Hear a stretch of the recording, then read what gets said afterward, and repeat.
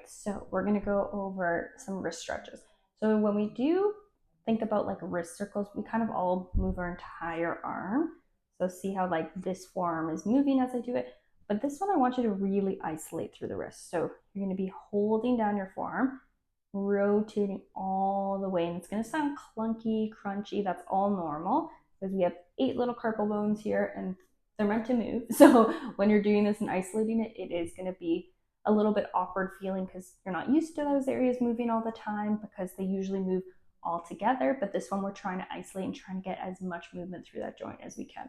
So holding your forearm, kind of blocking this forearm bone here from moving and taking over. So we're going to do one big rotation there, and then you want to try to get a little bit smaller circles as we go. And then we're going to go to the other direction.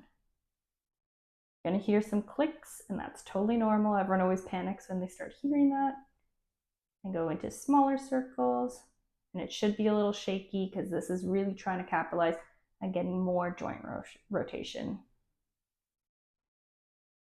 And then switch directions again and getting more through there.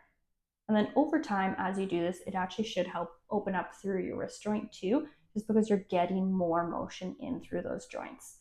Okay, so this one, because it's not necessarily a stretch, I would do 4 rounds of this either direction. And if it's feeling really good, there's no harm in doing more than what I'm saying. But ideally, in an ideal world, if you could do this every day, great. But if not, a few times a week, just to kind of check in on those wrists, especially if you're a new mom and you're carrying your baby a lot, there's going to be a lot more strain on your wrist.